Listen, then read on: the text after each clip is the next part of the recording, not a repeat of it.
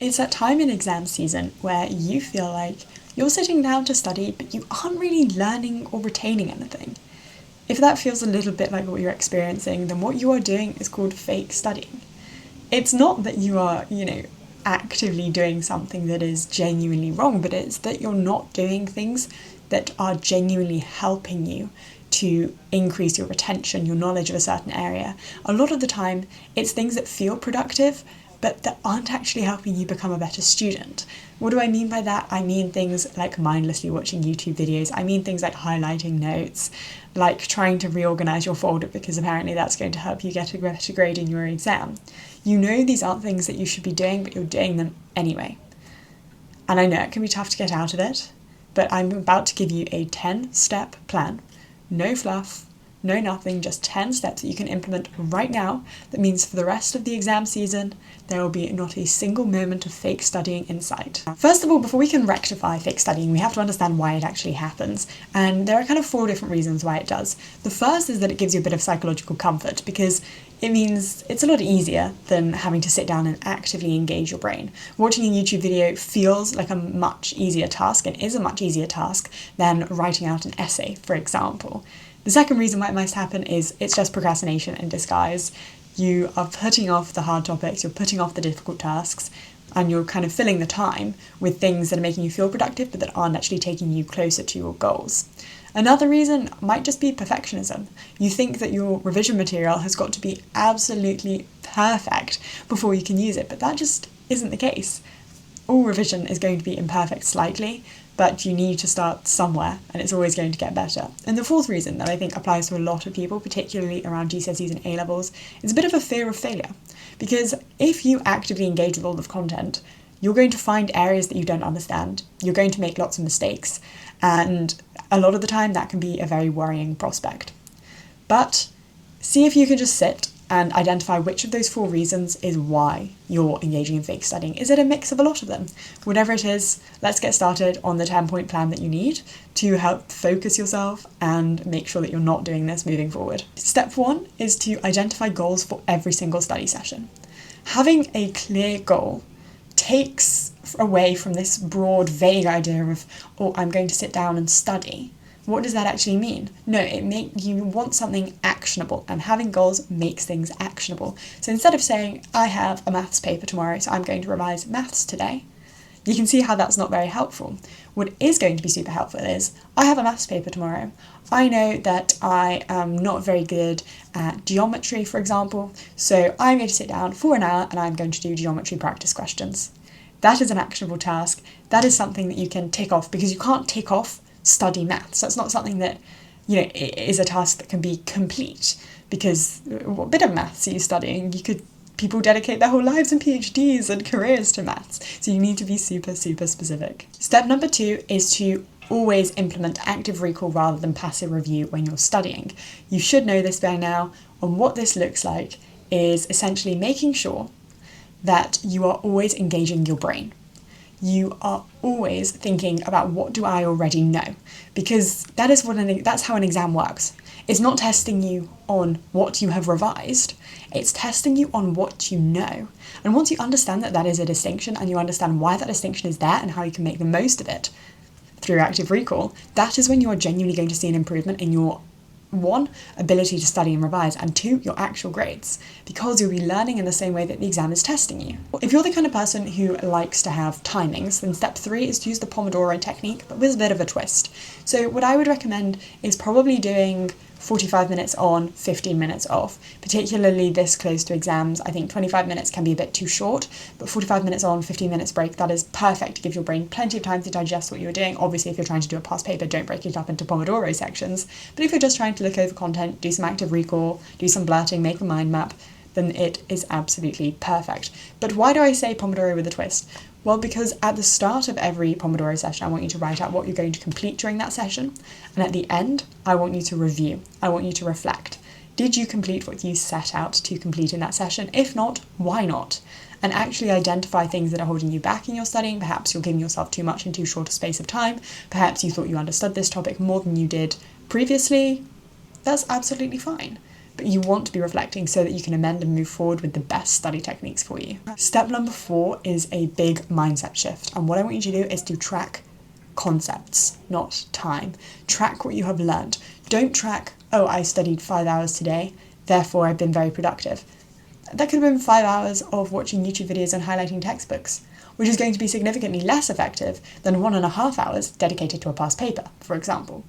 So you want to be tracking your understanding. Do you actually understand the topic? It doesn't matter whether it takes you 20 minutes to understand it or 3 hours to understand it, because different topics will be coming more easily and less easily to you. That's totally normal, but that's why shifting your focus from tracking time to tracking understanding can be super beneficial, because it gives you that leeway. You don't have to make everything the same. You don't have to say an hour for this, an hour for that, because sometimes timings don't work. Some days you just can't do that much. You know that you're not going to be able to give that many hours, but you can still give something that's very impactful by doing a past paper or something like that. Step number 5 is making practice the default. So for a lot of people, if they say, I'm going to study, the default is to go and read a textbook. And that's really good for getting the initial content into your head, but it's not very good for actually studying for an exam. What is good for studying for an exam is practice. And by practice, I mean doing practice questions, I mean doing past paper questions, I mean doing full past papers. That's because active retrieval, looking at the way that an exam is going to test you on the content, is always going to be better than just trying to learn content. Because in a lot of subjects, the way that you learn the content is different from how you apply that content in a question. For example, the way that you learn about a book or a play in English isn't the exact same way that you reference it in a question. So unless you've done enough questions, you're not going to be able to perform to your true potential. You can know all of the content, but if you can't apply it in the exam, you're still not going to get the marks that you want. Step 6 is to use the Feynman technique to explain what you are learning. There is no better way to find gaps in your knowledge, to discover what you don't understand fully, than by vocalizing it. Just talk through the concepts. If you've just spent half an hour trying to learn about monetary policy for economics, spend the next 5 minutes talking it through. Teach it to your teddy bear. Teach it to a younger sibling. Try and break it down as simply as you possibly can. And if at a certain point you're thinking, I can't break this down, I don't actually know what the link is between these two ideas, well, then you found a gap in your understanding or a gap in your knowledge. You can go back to a textbook or some notes or a mind map or whatever study resource that you have and fix it. And then you should be able to re-vocalize and re-explain it out loud and then figure out that, okay, yeah, now I do understand this topic. And then you can move on. And the benefit of doing this after having just learned something is that you're immediately reinforcing those neural pathways in your brain, making it much more likely that you're going to be able to retain that information and be able to recall it. Step 7, interleave different topics and subjects. Now, it can be very tempting for you to go, okay, I've got 5 hours to revise today, I'm just going to do 5 hours of straight geography. That can feel like a good idea in the moment, but you're going to get bored of that much quicker than if you did 2 hours of geography, 2 hours of history, and an hour of economics, for example. That's going to keep you on your toes a little bit more. It's going to prevent your brain from becoming as sluggish and as tired.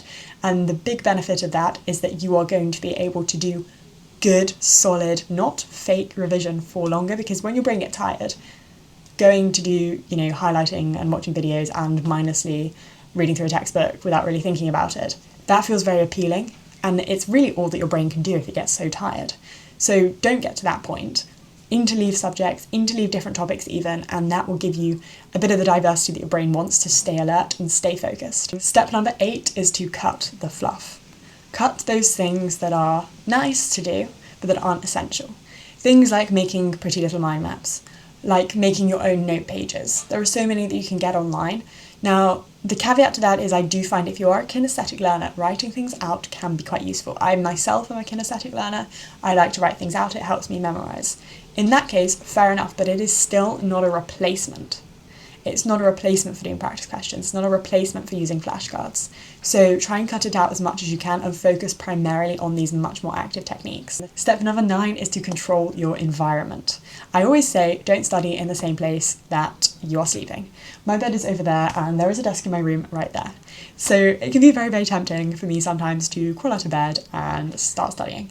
But I try not to do that. I try to go to a library, go to a cafe, go somewhere else where it means that my brain has a big distinction between the area in which I'm sleeping and the area in which I'm studying. And that means that when I go to bed, I don't feel like I should be studying. And when I'm studying, I don't feel like I want to go to bed because my bed isn't inside.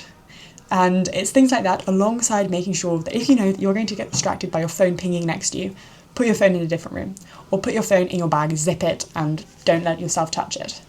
If you are chronically online, which unfortunately I am, you might have to say, okay, I'm going to do the next 10 flashcards and then I'm going to have a 2-minute scroll on my phone. If you actually implement those technology breaks, then it means that you're going to be a lot less likely to spend too much time on it. You know, try and get through an hour of work without looking at your phone and then spend the next 3 hours on your phone. That's not what you want. You'd rather do 20 minutes of work, 5 minutes on your phone, for example. And step number 10 is to review intentionally. Always go back to topics that you found hard. If you're doing a past paper and you see that you get 2 or 3 questions wrong that are related to the same topic, always go back and review it. But don't only do it once, because the power of spaced repetition is it will only stick in your brain if you keep going back to it. And that is what I want you to do really, really intentionally throughout this exam period. It can be so tempting to wait for the final exam before you pick up the notes for that exam. Wait for all the others to pass and then pick up your notes. If you do that, you're doing yourself a disservice, because if you've been practicing it for months and months prior, you're going to forget it all unless you do a bit of spaced repetition in between. So those are my tips. Now, you're probably going to go away, implement some of these, and think, my brain literally hurts. Real studying feels hard. It's not something that, unless you have photographic memory or are just an amazing, incredible student, is going to come perfectly easy to you. But what I can tell you is that real studying is a lot less harder than the feeling of opening up an exam, getting it graded, and it not being the grade that you want. I really hope these tips help, that you're able to go away and action some of them. As ever, good luck with all your exams this exam season, and I will see you in the next video. If you have any exams that you want me to touch on particularly, do drop them in the comments, and I'll be making lots of videos over the next coming weeks that address every exam from GCSE English Language to A Level Physics.